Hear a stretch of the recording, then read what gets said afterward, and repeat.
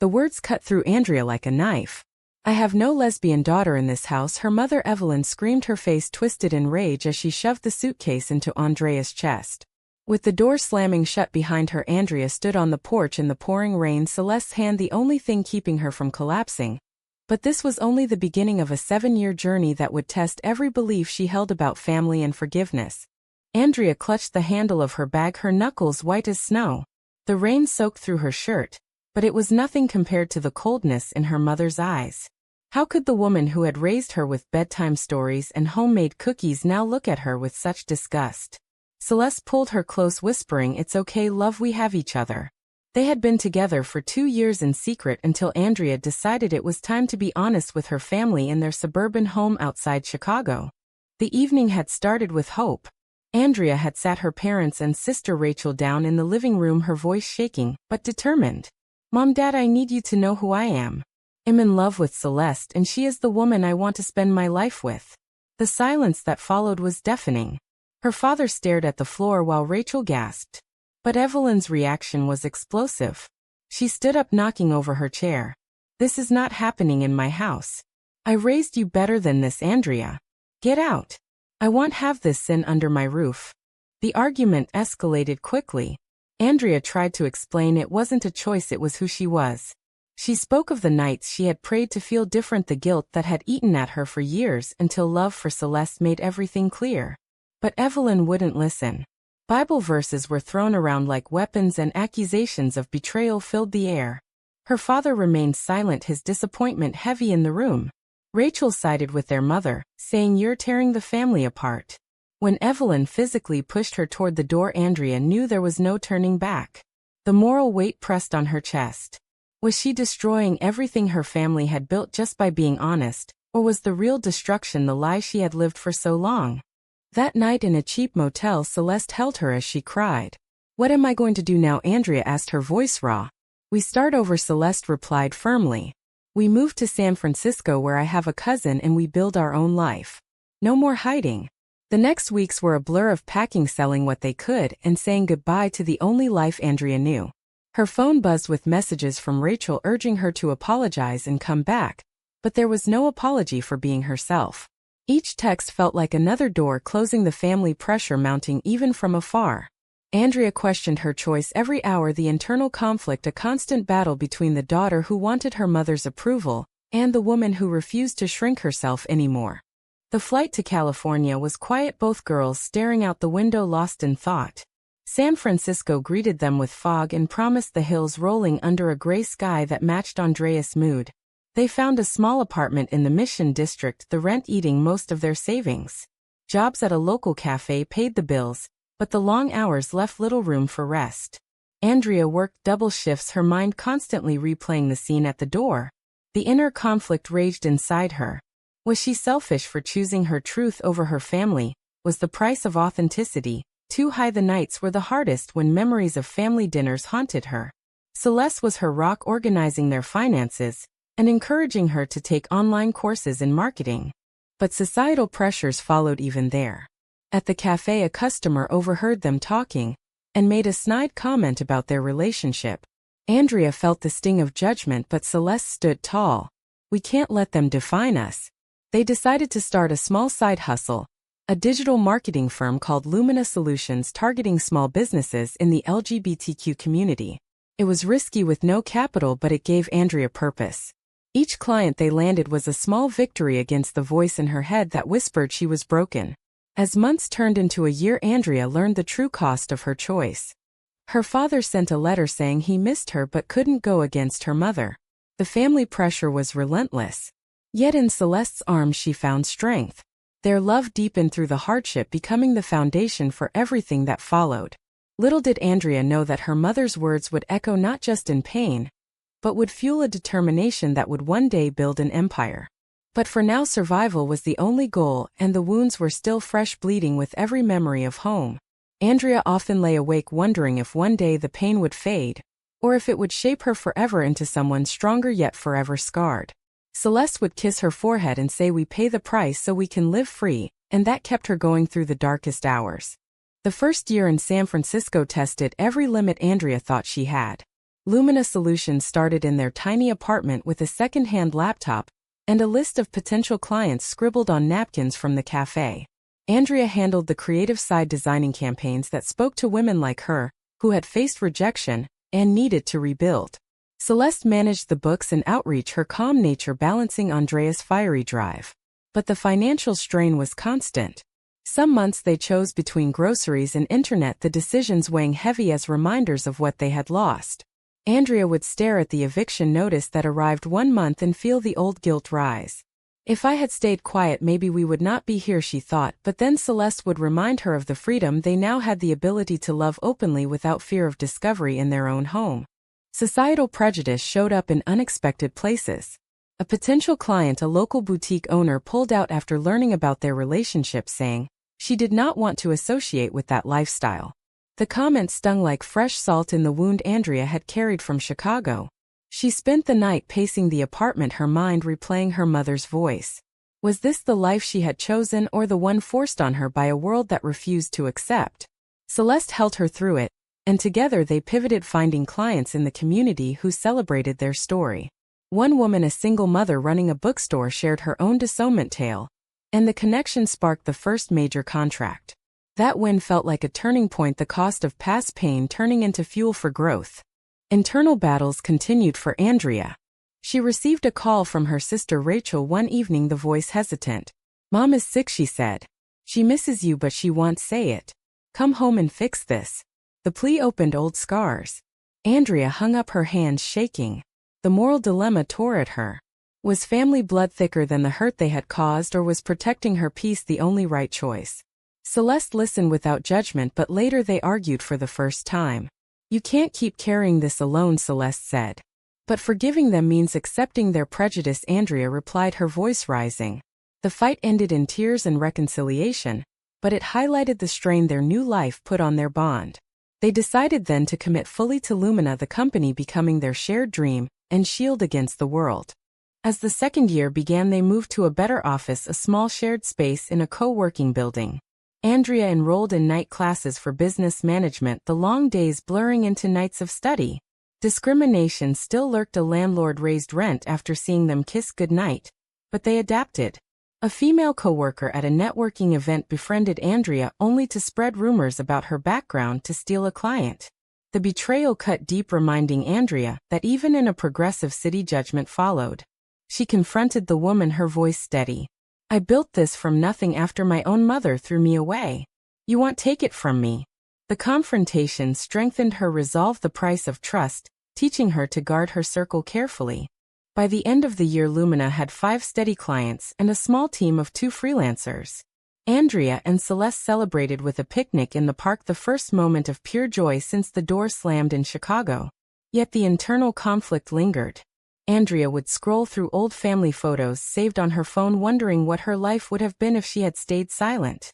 The awakening was slow but real. She was no longer the girl begging for acceptance, but a woman forging her path. Celeste noticed the change and supported it fully, their love the one constant in the storm. The company grew not just in revenue but in purpose, helping other women navigate similar pressures, the work becoming therapy for Andrea herself. Still, the shadow of Evelyn's words hung over every success, a reminder that the journey was far from over, and the ultimate test was yet to come. 3 years into their new life, Lumina Solutions had grown into a respected firm with an office in the financial district and a team of 8. Andrea sat at the head of the conference table presenting a campaign for a national women's shelter, her voice confident, the scars of the past hidden behind tailored suits and sharp strategies. But success brought new pressures. Investors questioned her age and background, one even hinting that her personal story might alienate conservative clients.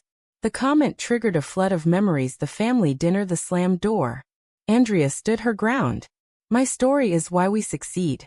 We help women who have been told they are not enough." The boardroom fell silent and the contract was signed, but the encounter left her questioning if she would always have to prove herself twice as hard. Celeste took on more responsibility, managing operations, while Andrea focused on vision. Their relationship deepened through late nights and shared victories, but the sacrifices showed. Celeste turned down a dream job offer to stay with Lumina, saying, "Your dream is mine too." The decision moved Andrea but also burdened her with guilt. Was she asking too much of the woman who had stood by her through the rain? Internal doubts crept in during quiet moments. The moral choice to pursue ambition sometimes felt like repeating the abandonment she had suffered. A betrayal came from within when a trusted female consultant leaked client details to a competitor after Andrea refused to promote her faster. The incident nearly sank a major deal, forcing Andrea to fire her and restructure. The pain of the betrayal echoed her sister's siding with Evelyn years ago, teaching her that loyalty had to be earned, not assumed. Flashbacks to Chicago intensified during a family crisis. Rachel called again, this time angry. "Dad is ill and you are too busy playing businesswoman to care." The words hit hard. Andrea flew back alone for a weekend visit, her heart pounding as she approached the old house. Evelyn refused to see her, but her father hugged her weakly, whispering, "I am proud of you even if I can't say it loud." The trip was a turning point, the partial acceptance mixing with fresh rejection. Back in San Francisco, Andrea poured the emotion into a new initiative, a mentorship program for young LGBTQ women facing family pressure. The program launched with media coverage, the company now a beacon for those who had paid similar prices. Societal prejudice evolved but never vanished. A protest outside their office by a conservative group called their work immoral. Andrea faced the cameras, her voice steady. "I was disowned for who I love. If that is immoral, then I choose it every day." The stand brought new clients but also death threats, the tension building in her chest. Celeste held her through the fear, their bond the anchor. One night after a long day, Andrea broke down. "I don't know if I can keep fighting." Celeste replied softly, "You don't fight alone." The moment solidified their partnership, the romantic love evolving into unbreakable alliance. By year 4, Lumina was valued at over $1 million, Andrea making decisions that shaped lives. The internal awakening was complete. She no longer sought her mother's validation, but created her own. Yet the cost remained high: missed holidays, strained friendships, the constant vigilance against judgment. A moral dilemma arose when a major investor demanded they tone down the LGBTQ focus for broader appeal. Andrea refused the choice, costing a funding round, but preserving the company's soul. The decision paid off when a viral campaign brought organic growth. Celeste celebrated with a quiet dinner, their hands intertwined, the happiness, a hard-won reward. The foundation was set, the empire rising from the ashes of that slammed door, but the ultimate confrontation loomed unseen on the horizon. 5 years after the door slammed, Lumina Solutions employed 20 people and occupied a full floor in a sleek tower overlooking the bay. Andrea stood at the window watching the city lights, her reflection showing a woman who had transformed pain into power. The company now offered full services from marketing to counseling referrals, the mission rooted in her own journey. But success brought isolation. Old friends from Chicago faded away, their lives diverging, the social prejudice creating invisible walls. Rachel sent occasional emails filled with passive judgment about Andrea's lifestyle, the family pressure never fully gone. Andrea read them, then deleted the act, a small rebellion that still carried emotional weight. Evelyn's silence had become a constant background hum.